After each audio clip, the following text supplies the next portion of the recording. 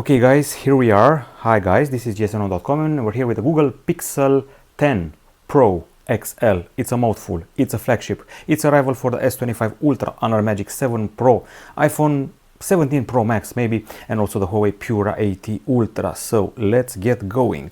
First and foremost, here in Europe the price is somewhere around 1,200 euros. That's how much they're asking for this handset.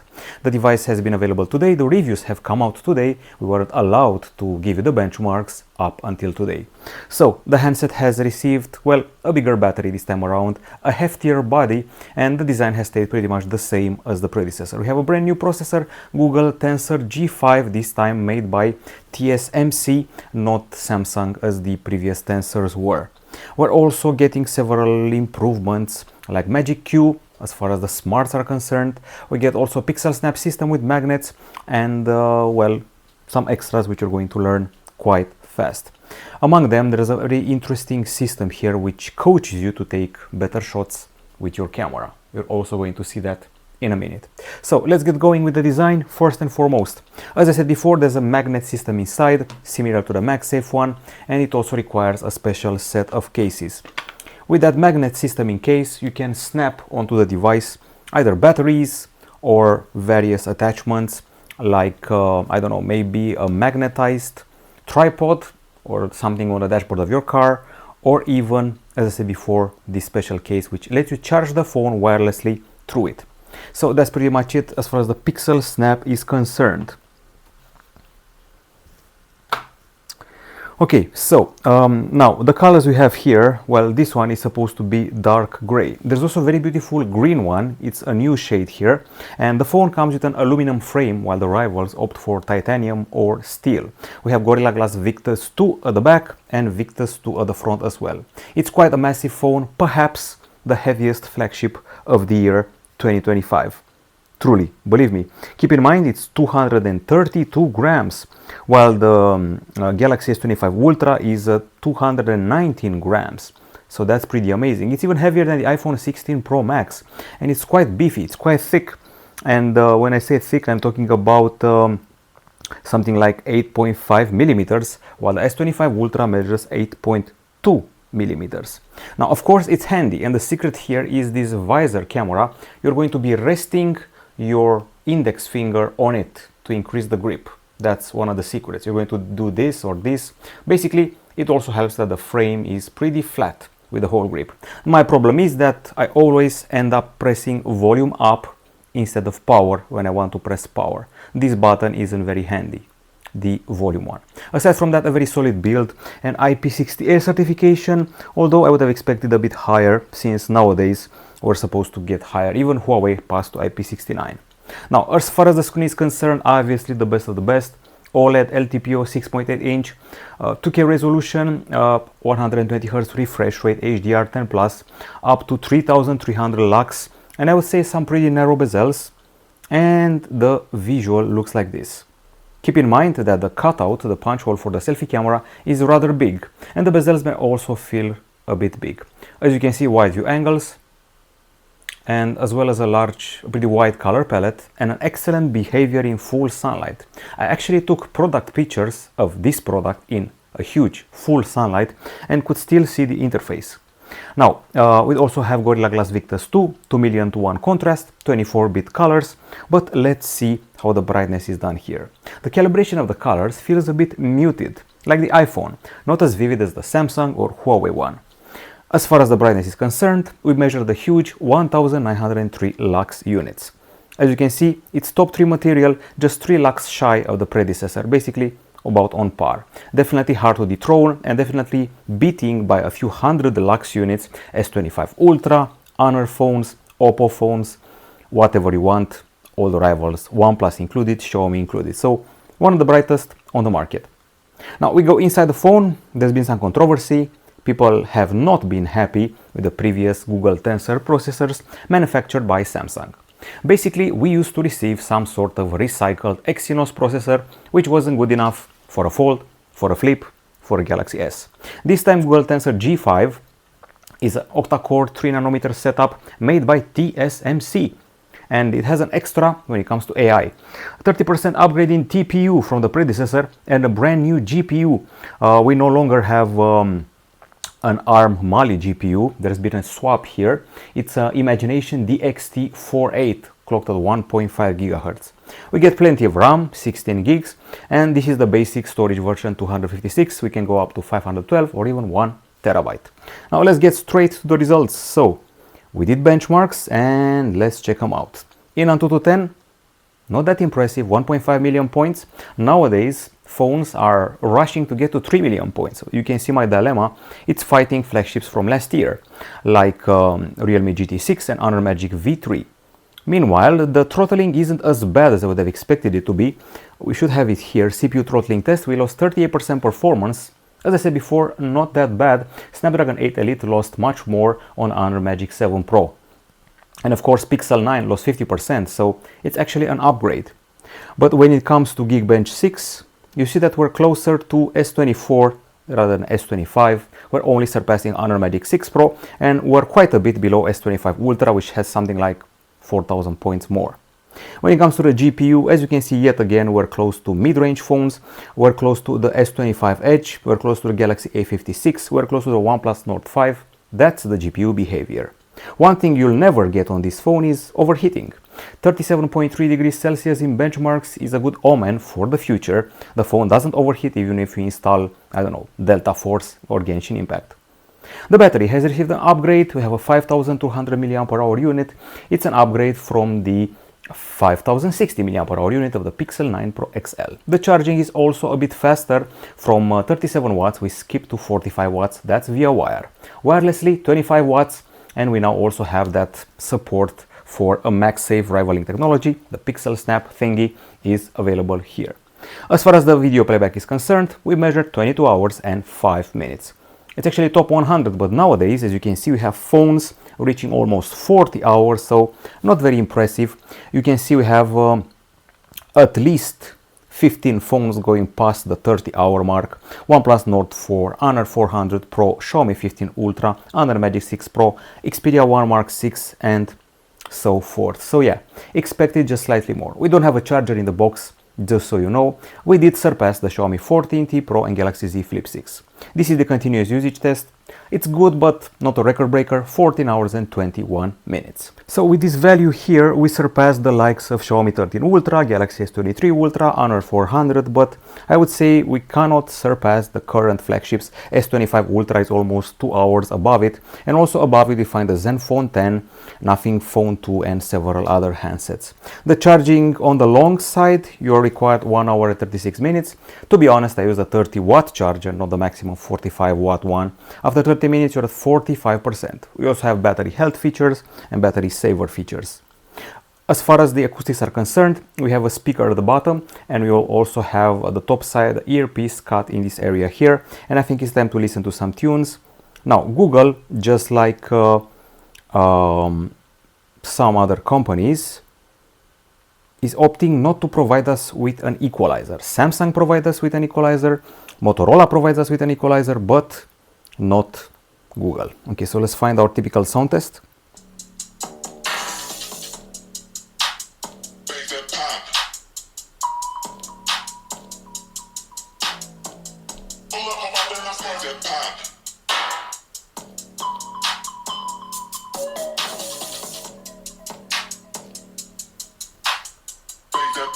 Okay, so one of the loudest phones I've tested this year. Also, the bass doesn't impress me very much. I said that the highs are too intense and the mids are also rather intense. When it comes to the decibel meter testing, we achieved 80.5 decibels at the top speaker and at the bottom 84.6 decibels. That's with a typical acoustic sample. Well, the values we achieved here, well, we surpassed iPhone 16 Pro Max, which is relevant, but we're below Google Pixel 9 Pro XL, the predecessor. When it comes to video games, it's deafening. You actually do not need that high of a sound. 98.5 decibels, which is actually cool but distorted. We're below Pixel 9 Pro XL and S25 Ultra, but we're above Honor Magic 7 Pro and iPhone 16 Pro Max. Definitely louder than the iPhone, but not as clear. On the camera front, things are exactly the same as the predecessor. We have at the front side a 42 megapixel selfie camera. and it's an ultra wide one with autofocus and 4K 60 frames, HDR and all that jazz. At the back side there's a main 50 megapixel camera with OIS and also f1.7 aperture. There's the periscope telephoto camera with 5x optical zoom, as well as PDAF and a 48 megapixel ultra wide camera with macro abilities and autofocus, plus a multi-zone laser autofocus. There's the LED flash here, and of course the thermometer here you can use to measure temperature and all those things.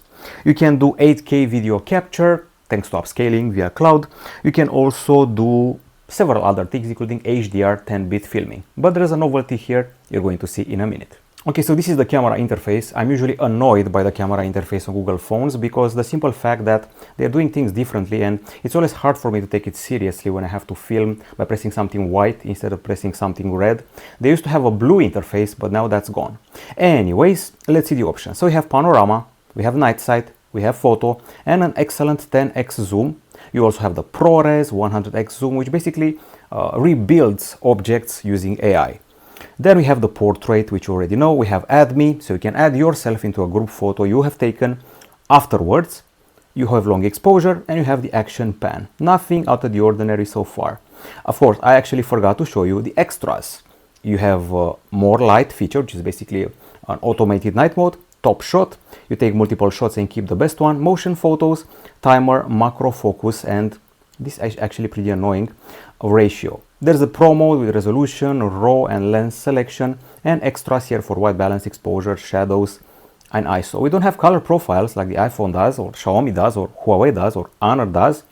When it comes to the video, we got here once again white balance, exposure, and that's about it. Plus, of course, stabilization of 3 types, speech enhancement, flash, video boost, which is explained here.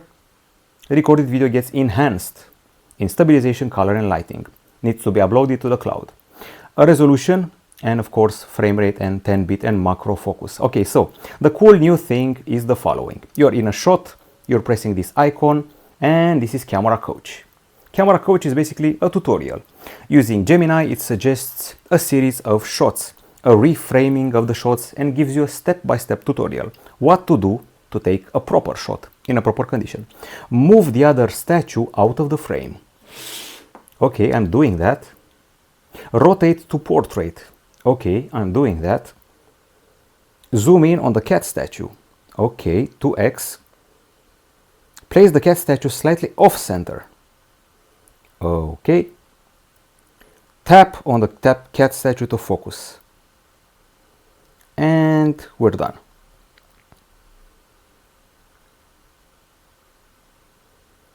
Okay, so once you are done, you should definitely be more happy with what you achieved here compared to what you had initially. This is a piece of advice that will basically in the long run teach you how to be a better photographer even without the help of AI. Now, with this said and done, it's time to show you the huge gallery of shots I've taken. Yes, there's food, there's traveling, there are light shows, there are colorful umbrellas, and a ton of selfies, and of course, crazy amount of zoom. Let's go.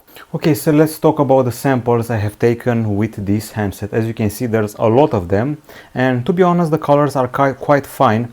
This camera seems to replicate the realistic colors first and foremost. It doesn't exaggerate with the hues.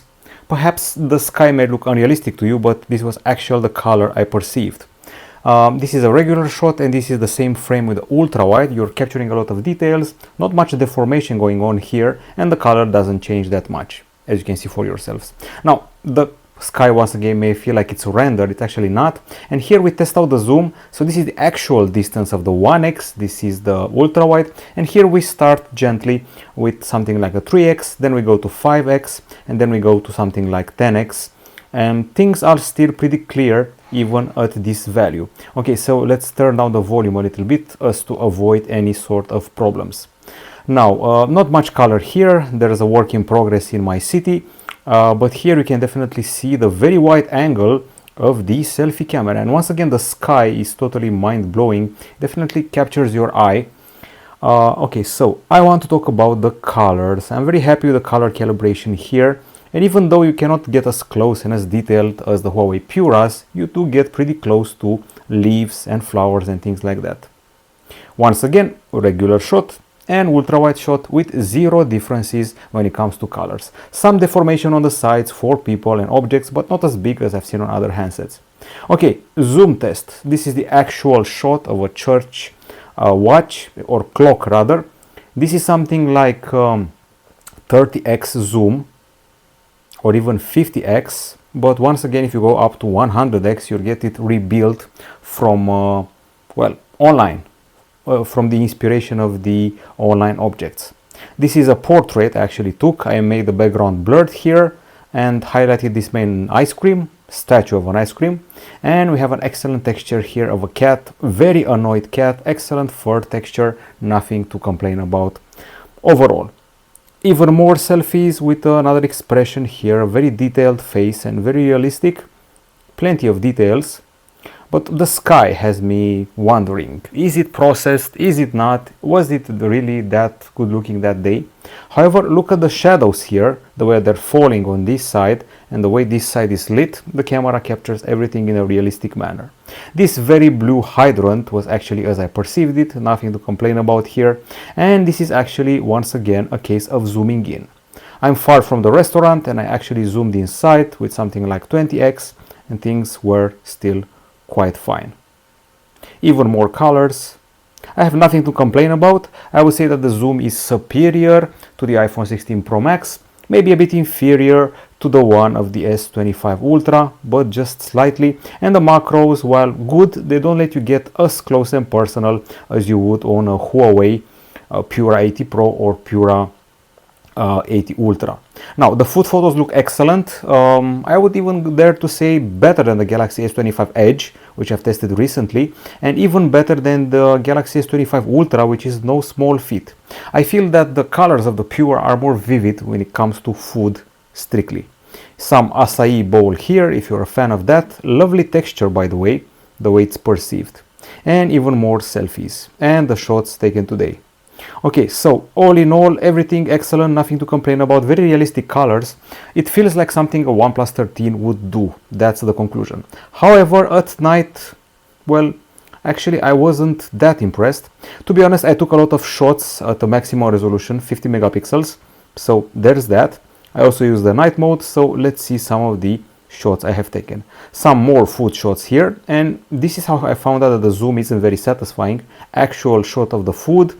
An attempt at a macro, not very successful because there's a lot of noise here. The Huawei Pura would do much better. And here we go. A regular shot, night mode shot. As you can see, there's an X here of the pattern of the lighting. I expected a bit better here. The halos aren't that big, but they create some weird extra halos when you're looking at them.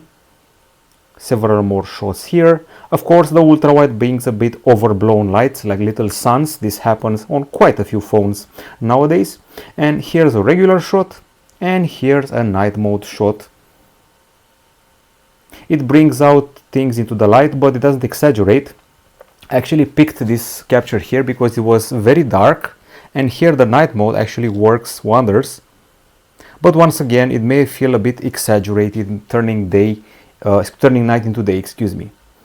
Okay, now several shots with extra details. The camera keeps it realistic. That's the core of the experience that I'm getting here. However, there are moments here where I don't exactly feel like I'm using actually the best 2025 flagship. I mean, they're good, but they're not very memorable.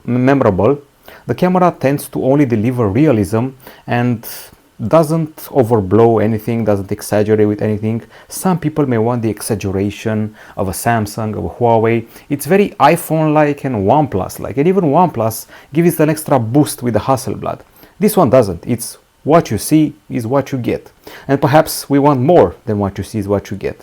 It's not a complaint, I'm just telling you how it is. So the night mode is efficient, but sometimes it lights up the scenery a bit too much. I'm still on the fence on the whole 100x zoom thing. The best example is here. Look how far I was from this pole here. I actually took the zoom all the way to the max. You cannot even see what's here. A mate of mine told me it's a cigarette symbol. I started zooming in, and this is the maximum level of zoom. It was rebuilt in a pretty nice fashion, and this is 100x, by the way. So those are the photos. Let's talk about the videos. Hopefully we have a dedicated area for them, so I don't have to dig a lot here. Videos, yes, we're lucky enough for that. Okay, so first of all, I asked a mate of mine to film me with the blur feature. Actually, it looks pretty vloggy, but throughout my capture of either myself or video, I felt that the edges of everything that's blurred feel a bit, I don't know, incomplete. Don't get me wrong, I'm pretty well cut from the background. However, there's something a bit off. I felt that the most at night. I used the blur feature on my hand, and you can see that its edges are a bit, I don't know, strange, phantomatic. But we'll get to the night in a minute. Okay, so during the day I also tried out the focus test. Close up and background and alternating between focuses. I have to say it's faster than the Huawei Puras and the Galaxy S25 Edge I tested recently. Quite snappy. This was a very small subject, the focus wouldn't work that well, but on bigger objects you can alternate between foreground and background pretty fast. Stabilization has been tested quite a lot by me, too much I would even go as far as to say. So video number 1, no extra option included, default feature 4K 30, stabilization on. This is 4K 30 without stabilization on, you can actually feel it. You can feel left, right. This is 4K 30 with stabilization on, but also this time with HDR, you can definitely tell a wider color palette, a more refined shade of grays. And this is another test. This is actually with the video boost. I actually tried it out. It also has a key moment here. It actually segmented it. And it advises you to keep this and delete the rest. This is the video boost feature. You get enhanced lighting, clearer picture and amplified colors. I actually stressed out the video to make it more stressful, and I also turned the camera around, made everything choppy, so to really make it work. Okay, colors. This is a beautiful moment. There is music, there are flying bubbles everywhere. It feels like it's a movie. It's possibly the most expressive video I captured all year. Lots of moving subjects. The light in the background, the shadow near me. Excellent colors. I actually have nothing to complain about. Possibly the best videos I've taken all year. Children happy with sweets, ice cream, the last day of the fall. Truly amazing. Excellent selfie videos, perhaps on par with what an iPhone can deliver, but my face is too contrasty compared to the background. The depth of field is probably the best thing about these shots. Of course, indoor shots in a church in Bucharest, quite amazing, I have to say. Go visit the churches in Bucharest, they're quite amazing. The colors here are particularly fine. I sure hope this is HDR because there's a lot of shades to capture. Fine. Okay, so this is everything I have to show you, but at night I am very, very disappointed. There are annoying reflections, as you can see. There are some dots of light, just like the iPhones. I mean, things are clear, crisp, detailed and bright, but reflections are pretty bad. Some light sources are exaggerated. So yes, you do get iPhone clarity, and it's a bit darker than I expected, I have to say. This is a more dramatic video of me ascending some stairs.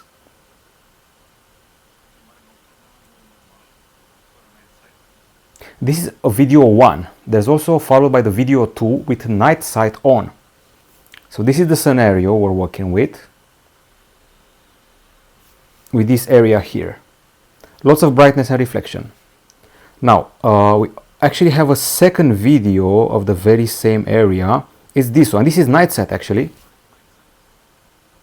Now the light is been handled even more poorly here, but things are a bit more clear, I have to admit. Less noise. But the way the light is handled is a bit more annoying this time. So that's night sight for you. We should have several other captures, including this one in motion. Not bad, by the way. Pretty good stabilization at night. And also some panning. It adapts very well to different shades of light and different lighting patterns, but the reflections remain a problem, as does the night sight's involvement in, I don't know, everything. Now, when it comes to connectivity, you're getting everything on this phone. In Europe, we used to have problems with the 5G. Well, no longer. We're getting here 5G. There's Bluetooth 6.0. There's a Wi-Fi 7. There's ultra wideband. There's no infrared though. USB-C 3.2 at the bottom. There's NFC, GPS dual band, what have you. The calls are loud and clear, and we also had the speed test almost going to the max. Not doing the review. So 984 mega per second on 5G downloads, very good. 120 mega per second uploads. Wi-Fi 862 over 869. I'm very happy with the results. I want to see 1 gigabyte cracked on the Nest phone. That's connectivity. Let's talk about the software. So obviously, if you're going to see something in Bucharest, you can wonder, what's this hotel here? You keep it pressed, hold the bottom bar, and you ask about this image. Grand Hotel Bucharest. It used to be called the Intercontinental, and that's how you learn stuff about it. You can also do follow-up questions. You can also translate what's on the screen. You can do a variety of things and also recognize songs. Okay, circle to search is that. And now things will get very creepy and scary. Notebook LM. I actually have a few notebooks here. So I have the Made by Google event, but that's not the most important part. I took a book about quantum physics, inserted it here as a PDF, and I got this. A podcast between two people who don't exist, who are explaining quantum physics to me. It's crazy. It's scary, especially for me. I do voiceovers for my reviews sometimes, and this definitely feels like it replaces me. You can use PDFs, links to websites, or even YouTube. Fascinating sources, pull out key insights, and, well, hopefully help you get truly informed, maybe even surprised along the way. That's the plan. So today we're embarking on an adventure into something that sounds, incredibly simple, motion, but it actually hides some of the universe's deepest secrets. It really does. Did you even know that a mere point, like where scissors blades meet, can move faster than light? Seems impossible, right? It sounds like it breaks all the rules, but we'll get into that. Our guide for this journey is the fantastic Motion Mountain, the adventure of physics. And our mission, well, it's to explore how our whole understanding of motion has changed. But that's English. I actually had a review in Romanian. This is my Galaxy S25 Edge review. It was written in Romanian, translated by Google automatically, but actually it was turned into a discussion in Romanian between two people. Also scary, also very fast, excellent for students, researchers, journalists, and all that. So all in all, 80 languages supported. Notebook LM is a must-have. Hope to see it on other devices as well. We're running on Android 16, the first phone with clean Android 16. Bun venit la o nouă explorare aprofundată. Azi ne uităm la o dilemă veche în lumea telefoanelor. Okay, so once again, Android 16, clean and stock with 7 years of Android updates. Obviously, Gemini is part of the package, and of course, you can chat with it. Of course, you can also, let me just, she definitely heard me. Okay, so we have Gemini Live here, and you can share the camera with her or him. You can also share the screen, ask questions, or what have you. And I actually have some examples here because the best thing is that you can interrupt it. So I was on my balcony and I was chatting with it, and you can see here some of the results. This is an orchid I have, and apparently it needs some care. I have to cut a bit at the base and move it to a brighter place, but without the direct sun. I was actually asking, I was about to say GPT, I was asking Gemini what to do. This is a picture of my fridge. You can see some eggs, a tomato, some cheese, and this is the result. You can make an omelette, delicious omelette. And that's just one of the examples. You can do plenty of things here. Okay, so the interface, you already know it. It feels a bit more colorful this time around, and the icons have been a bit refined. Everything is comfier, and the settings haven't changed very much. We have network, we have applications, sounds, haptics, display, touch, battery, system, and all that. So we spoke about Gemini. There's also something called Magic Q, not available in Romania.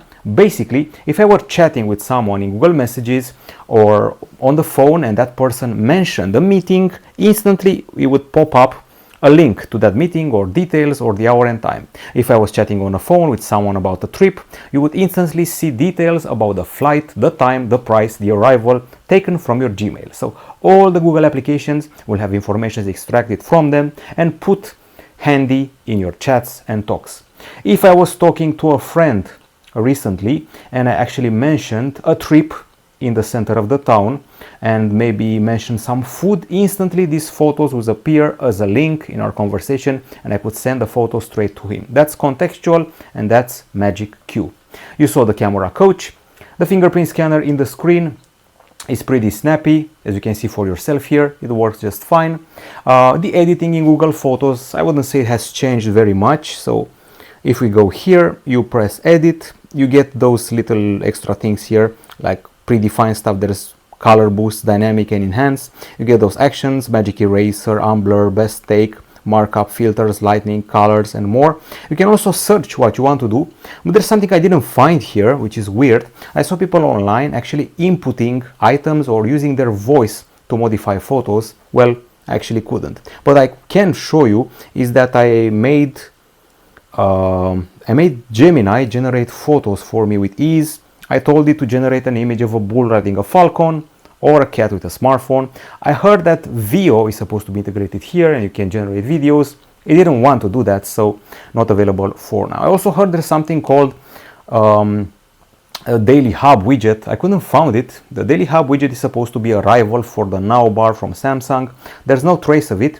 It's supposed to be here somewhere and apparently it's supposed to also be able to be integrated here on this side where you can usually find the match scores and things like that. Maybe in the settings, privacy, notifications, assistant, Gemini, customized search widget maybe. No other settings, autocomplete. I actually have to dig for it, but so far I haven't found that extra option. Okay, I think I talked about it too much, but actually forgot a cute thing. I would call it cute, but it's actually scary. Okay, so first we also have the thermometer here. You can measure object temperature. This is my hand. This is the temperature of my hand right now at the surface. It's actually useful for me when I test phones, so I can see a phone has overheated or not. But the cute thing is something else altogether. So I have to find a recorder, and it's a bit cringe. You can create music. So I recorded myself speaking, obviously converted to text instantly, and I made some music on top of it. I heard that you can make music using this software, so let's go. Drop a chill beat for me and watch it go off. Hey, eu sunt Alex, phone review. Okay, enough about that. That's the idea. If you record songs with a guitar in your voice, you can add an extra background, who knows. There are several options you can play with, and that's the recorder for you. Pretty cringe for me. Okay, so the verdict for the handset I'm holding right now. The pros and cons. Pros: 7 years of Android updates. Pixel snap magnets. Solid build, premium build. A very bright screen, nothing to complain about. There are excellent cameras that we have here. I'm talking about all of them, the back ones and the front ones, especially when it comes to the colors and the details. And even the zoom was quite fine. It's superior to the iPhone, I would say. Not so sure if it's superior to the Huawei Puras, definitely not. Excellent stabilization, camera coach is useful, very appealing if you're getting the green version of the phone, excellent connectivity speeds, efficient night mode, an honest camera with honest colors and correct details. Android 16 is, I would say, prettier, more colorful and better spaced, and Notebook LM is useful and a bit scary. So those are the pros. On the cons, I actually expected more from the battery, expected faster charging. The night capture didn't impress me that much compared to rivals. The speakers are a bit distorted at maximum volumes. The phone is massive, heavy, the thickest and heaviest in 2025. We only get IP60 certification, no IP69. The zoom feels a bit some of the rivals, macro as well, not a real macro compared to the Puras. The 100x zoom at ProRes is a bit of a gimmick. There's no Magic Q here in Romania, no VO3 in Gemini, no Pixel Studio. There's some throttling for the CPU. The performance is below the rivals at 1.5 million points in Antutu 10. Video boost takes quite a while and requires a backup, and I'm not very sure what it does. 8K video is only available with upscaling, and Galaxy AI feels more productive than what we have here. At the end of the day, every year, for the past 3 or 4 years, I've been calling the Pixels iPhone with Android. Guess what? Once again, it's an iPhone with Android. Now with Pixel Snap. The thing is that it's quite pricey, and for this amount of money, you could get a Huawei Pura 80 Pro and be left with money so you can buy a mid-range as well. The best things about it, probably the whole AI stuff, but not everything is available in all countries. And guess what? If you have the Pixel 9 Pro XL, you're probably going to get them anyway with an update. At the end of the day, the nerds and the geeks used to get OnePlus, Nothing, and Pixel, but OnePlus seems to have faded away. Nothing isn't still on par with the expectations, so this one is the only real flagship that a nerd and a geek can get. That's it from us, from gsno.com. This has been a review of the Google Pixel 10 Pro XL.